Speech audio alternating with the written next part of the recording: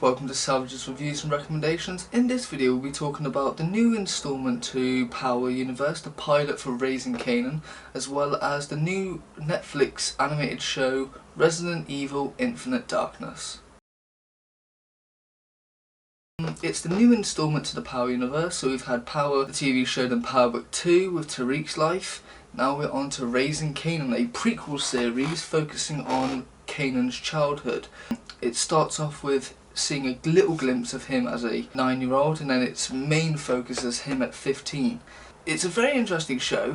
While he is an interesting character, the main focus is of his mother, who we find out is probably the reason he got into the gang world, because she's a ruthless and doesn't let anyone fuck over, especially men.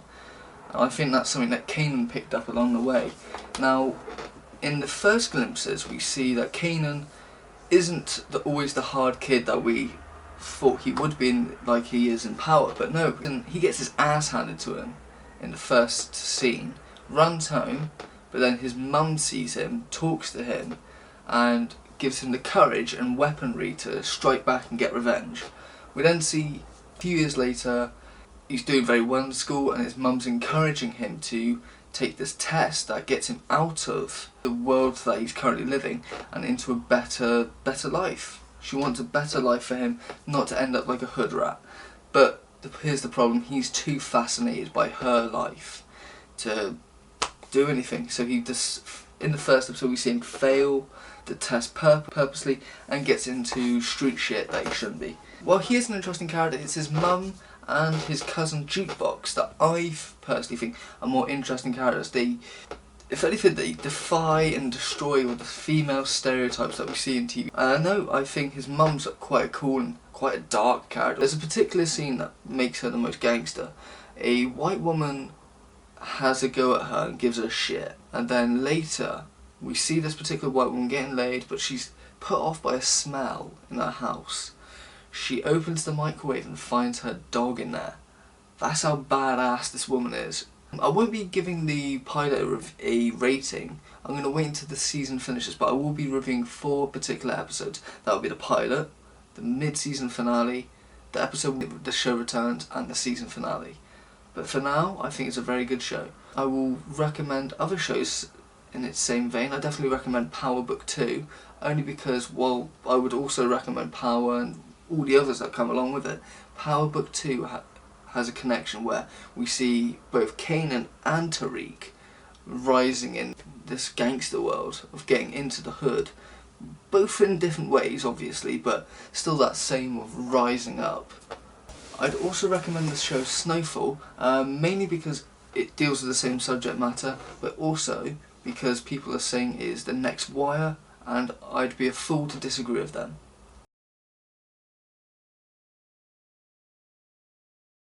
For anyone who hasn't played or hasn't heard of Resident Evil, it's a video game series created by Capcom, and they are, this particular one is basing it off the characters from Resident Evil 2, that would be Claire Redfield and Leon S. Kennedy.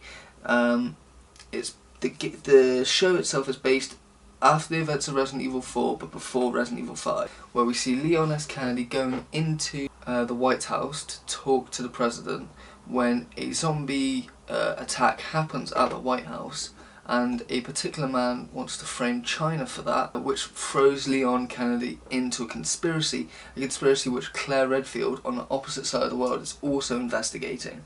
Very interesting. The animation of this is top fucking notch. It's an amazing piece of animation. Now, a glimpse is what I personally thought I was watching a real life movie rather than an animated film. So hats off to the animators, they did a brilliant job. Now, I personally think that the series was a bit too short. It was only 4 episodes, each lasting less than half an hour each. And, well, I think I would love to have seen it go on longer, maybe make the plot a bit more of an interesting plot, or at least drag it out a little bit more.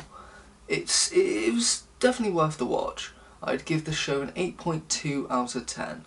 I'd love to see more of it. Other recommendations is definitely the Resident Evil animated films they've made before. They are also on Netflix. It's Resident Evil Degeneration, Damnation and Vendetta, if you want to watch them in order. They have no connection to the series, but they are great on their own. I'd also recommend the Batman animated films, if you can get your hands on them. I believe they're on DVD. I don't know anywhere else. You can get, definitely recommend Batman Dark Knight Returns Part 1, 2, Batman Year 1, and Under the Red Hood. Not only for their storytelling, but also for the animation, the action, and the brilliant voice acting. The last thing I'd like to recommend on this particular one is Splinter Cell. It's not out yet, but they are developing it at the moment. It's a Splinter Cell animated series, and I hope they do it in the same line like they did with Resident Evil. And I actually like to see Netflix, or even other companies, take it forward and take other video game ideas and make them into animated series. Because if we look at most live action films based on games, they're not that great, and if anything do dissatisfy the fans of the video game, and it's quite disappointing to see, really. That one in particular, my favourite game of all time, they ruined that film. That's me. If it was a animated film, you can do no harm. In my personal view, animated films based on video games have done no harm. If anything, they've enhanced it. But that's all we have time for. Have a good day.